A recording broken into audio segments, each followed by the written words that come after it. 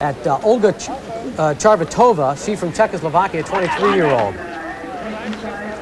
She's a great all-around skier, isn't she, Vicki? Yeah, she really is. She's been around for a long time. This is about her 10th year, I think, on the World Cup. She's been around. She was around when I was around, which was a long time ago. No comment there. No. Olympic bronze medalist in downhill, and she's also a good slalom skier, as you see right here. And she had an excellent first run. Yeah, she was tied with Tamara, which is kind of neat. She is a big gal. How does that play a factor in slalom as opposed to the little gals like Erika Hess and Tamara McKinney? Well, it's unusual to see a girl this big. No offense, Olga. She's just a big, strong girl. She's good in giant slalom and downhill. It's unusual to have a girl this size running in slalom. They are usually small and very compact.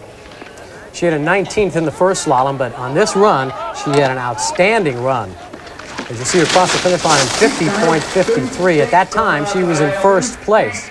But then, along came American Tamara McKinney, 8th year on the World Cup. She, the 23-year-old from Olympic Valley, California, a former World Cup champion, that back in 1983, and she was psyched for this one. She's having a good December so far, Mike. I think she's happy with it. She, as you said, she had a good result earlier in another slalom. She was 10th. Let's see what she can do here. This course, it's steeper than it looks on television. It's a pretty steep course. It never really flattens out, so the girls don't have any time to sort of sit back on their heels and relax. And as Bob Yaddy pointed out, with the man-made snow, it is a very hard, icy course, and that could mean that it'll hold up, especially in this turn 30 format. That's significant, isn't it? It will be very significant on the second run. Tamara, good first run, it looks like. Just had a couple of little problems, but nothing major. No, Tamara's skiing really well. I think she's, you know, excited about the year. She wasn't too happy with last year, and she maybe has a new frame of mind. There's Olga's time on the right, on the left, rather, of your screen, and look at that. The same exact time for Tamara McKinney, down to the 100th of a second. They were tied for the lead at that point in the competition in this first run. That's got to be kind of a funny feeling for Tamara. It's unusual to tie like that. But then, along came two-time World Cup champion Erika Hess, 23-year-old dynamo from Switzerland. Tamara's little nemesis here, Erika Hess. Let's see what she does. She started off the year very hot, a second place at Sestriere, Italy in the opening slalom, this now being the second slalom of the year. And of course, she's got the hometown fans rooting for her. Those cowbells have to help you go down the hill.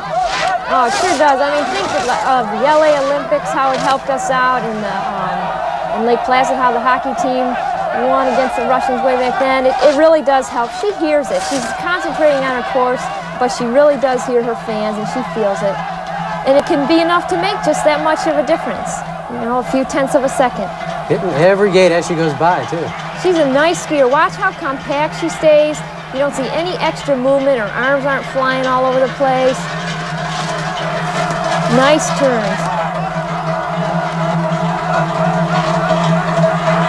She was determined to do well on this run, and indeed she did. There's the lead time on the left, and there's Erika Hess's time, and she takes over the lead by 25/100th of a second. After the first run, she is the leader. Looks pretty happy.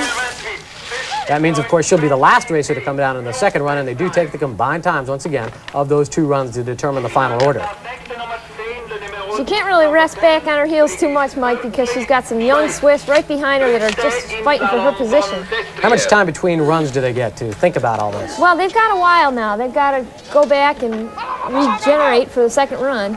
Let's take a look back on Eva Twardokens' run, one of the top American ski racers, just 20 years old from Reno, Nevada.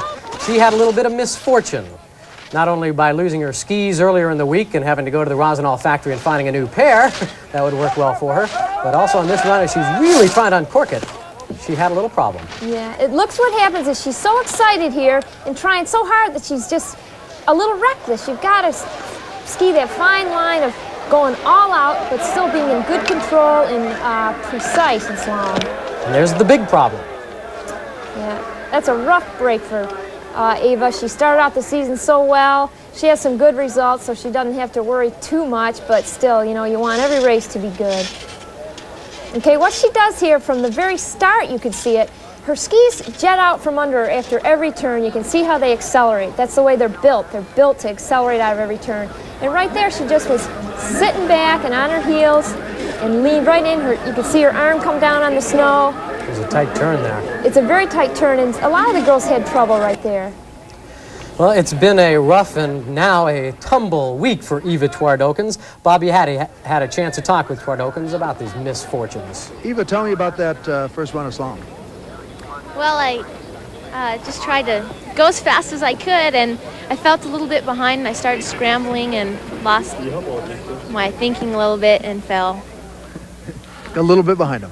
Yeah, I was behind him, but I think I was still running pretty fast, and I didn't feel too out of control. And then when I hit the flat, I thought that I had to make up a little, and I let it go a little much and hooked the tip. Okay, now you had your ski stolen in France last week, earlier this week actually.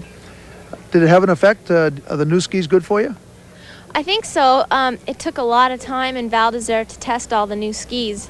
Usually we start testing in the middle of the summer, and you know, we have our prime skis ready, and I had all my skis stolen, and I had to start from square one and test them all again. So I think that my skis were good today, and I think that that's not going to be a problem. Second run. Sylvia Eder is the racer on course. Remember, we take the combined time of the two runs. She was 16th after the first run. She's carrying the weight of the Austrian team today, along with another couple girls. Let's see what she can do down here. Remember, we're in a reverse 30 format, Vicki Fleckenstein, where the top racer from the first run will be the very last racer to come down the hill. That's going to be significant. With Erika Hess, the leader after the first run, should be last. Right now we're looking at Austrian Sylvia Eder. That's the split time and intermediate time. She's looking really aggressive. I think she's pretty hungry for this one. Watch down here as it gets a little straighter. You don't have to turn across the hill quite as much. You can see how they just mow those gates right over with their forearms or their knees, whatever can knock the pole out of their way. And the time for Eder, 53.26, will put her into first place, at least momentarily. She did have a lot of time to make up on the leader, Erika Hess, after the first run. Hess, again, will be the very last competitor in this contest. She's got a bit of a weight down there. Sylvia Eder, she's got to wait and see. Can someone from that position, 16th after the first run, win a race like this? Oh, sure. It's been done before, and especially with the new format, it makes it a little easier. Well, not really easier, but it makes the race very fair. It gives those later runners a better chance. I mean, look at here, number 26. She wasn't one of the first ones on the first run, but Nadia Svet from Yugoslavia on course. She was 15th after that first run. Just 2 years ago, she wasn't even really on the World Cup. This is only her second full year on it. She was racing in America on our NORAM circuit and did very well. She has a style all her own. It's not a lot like the Swiss or the Austrians. She has a little bit of a different arm position. When you say the Swiss or the Austrians, you mean all Swiss racers or all Austrians race the same way? Well, you pick up different styles. All the Austrians look a little bit like each other, and same with the Americans. They ski a lot together, so they pick up the same style. Is that because of the coaching? Both. I think coaching and also just watching each other and following each other turn after turn after turn. She's having an excellent run here. She's a young girl. She's only 17 years old. That's time, 53.24. That'll give her a combined time, 144.87, and that will move her into first place. This Yugoslav is one to watch, I think. She's so young to be doing that well, and so quickly. I mean, only 2 years on the World Cup. With not much of a very deep team. Not really, but I'll tell you, it's coming on. There's a lot of Czechoslovakians and the two Polish girls that are very good. If they ever get the opportunity to race. If they ever do. That's a whole nother story. Gallant Beer is up next. She, the 21-year-old Austrian, is in her second year on the World Cup as well. Slalom, her specialty, and let's watch her. A very small, compact racer. Yeah, she is. She's pretty short. She's another Austrian, so she's got to carry that same weight. We've been watching the ski racers going right over these poles. Of course, they do have a hinge at the snow level, so they do break away from the skier. But what about the fact that you come now to a small gal like this? Does she have the strength and ability to go over the poles like some of the other racers? Well, she does, Mike. She may look small, but she's very strong. She's in good shape from tip to toe. And the poles do knock right over out of your way. She's run so many gates that knocking the poles over doesn't really affect her turn at all. In fact, if you watch their body, it really doesn't do much at all as it goes around the gate. It coils up a little bit and then accelerates out of the turn, but the poles don't affect your body all that much.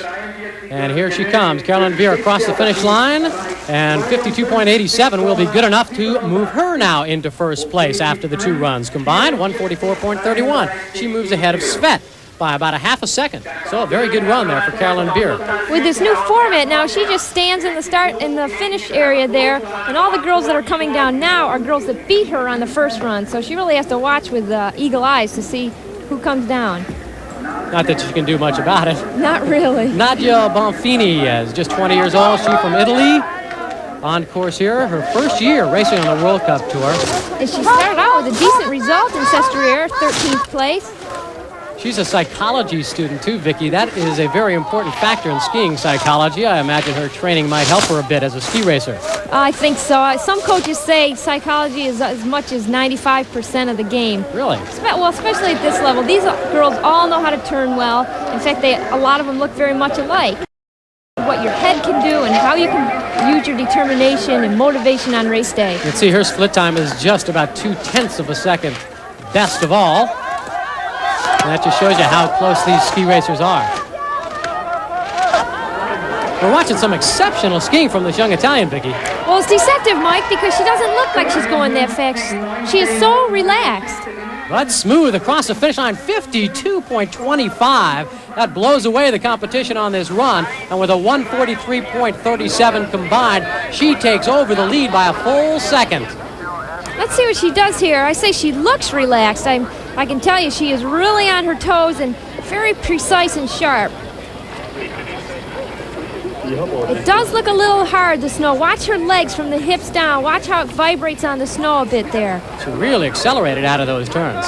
In the starting gate, she from Italy, the leader right now, another Italian, Nadia Bonfini, with an excellent second run to take over the lead. More than likely, Quario knows about Bonfini's great run. Coaches all have radios at the top, radioing up results. So that could really psych her up to have a teammate standing in first place right now. Quario is more or less the team leader on this Italian team with 10 years on the national team. Yeah, she's been around a long time. She's racked up 4 victories. All of those have come in this type of an event, slalom. You can see the similar style. She looks a little bit like Bonfini. In between turns, she stands a little erect. She doesn't bend her knees quite as much as some of the other teams do, the Americans, for instance. Oh, she's in trouble and out of the course as she misses a gate there. Wow, that was disappointing for her. She was really bouncing around on the ruts. Let's take another look. Okay, she looks all right there. Coils up right by the gate, gets in a compact position. Oh, got way caught off balance. See, you carry speed out of the turn, but you can't let it throw you too far. You've got to handle your speed. Here's a gal who really knows how to handle speed. Perrine Pallon of France, 9-year veteran of World Cup racing. She's had 12 career victories. All of those have come in slalom. Perrine's a great lady. All the Americans seem to like her. When we used to have lousy races, we always used to hope for Perrine to come through with something. She sits a little bit further back on her skis than a lot of the racers. Yeah, see the different style? Her knees are bent almost the entire time. She uses a lot of knee angulation, that side-to-side angle that she makes with her knees with the snow. Now, would you say that's more of the French technique? Well, it's sort of Perrine's technique. Not all the French girls do it. Oh, got her into trouble there. Got laid on that gate. That is not like Perrine. She never makes mistakes like that. She just must be a little rusty or something because she is so fluid usually, as you can see right down here. Quick in that section. Yeah. She gets her arms out in front of her, even puts her head down. So 52.7 will not be good enough to pick up the lead, but with a combined time of 143.59, that'll put her into second place behind Nadia Bonfini. She knows. Perrine's been down enough courses to know that doesn't look like that time is going to stand up, I have a feeling. A bit disappointed. Quite a wild run for her. A racer like Perrine, she's used to firsts and seconds and thirds. She's not going to be content with a top 10, I don't think. However, it is early in the season. She may be looking forward to January and February. Maria Eplebeck, 26-year-old veteran from West Germany. See what she's wearing there, Mike? That's the new slalom helmet. And what it does is it knocks the poles out of your way so you don't have to use your arms so much. and it prevents the poles from knocking your goggles around on your face. Watch now, she relies on it a little bit. She's the only racer wearing that so far. So far, but I bet there's going to be more girls wearing it because it's a great thing. It's way back on her skis and straddled a gate out of the course and out of the competition. 8th after the first run, Eplebeck is out. That's exactly what happened to her in the first slalom this year. She looks fine here, in good balance on her outside ski, and it's exactly what happened to Quario. You generate speed through the turn, and you've got to be able to handle it. You've got to be able to pull your body up over your skis again and not let your skis get away from you. Rennie Schneider will try and stay right on top of him right now, the 21-year-old, second-year World Cup racer from Switzerland on course here. 7th in the opening slalom of the year in Italy. Got to keep those arms forward, doesn't she? Yeah, Mike, if they get caught in between your arm and your body, it can really throw your body around. She uses her arms to knock the pole right down. And you can see here just a difference of a couple inches on each turn can make 1/100th of a second difference. And if by the time you get to the finish, that can add up to a few tenths of a second.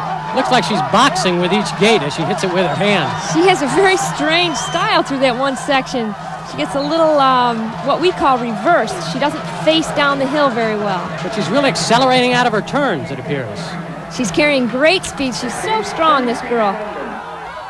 Across the finish line, Rennie Schneider's time of 52.8 will give her a combined time, 143.51 that you see, and that will be good enough to move her into second place.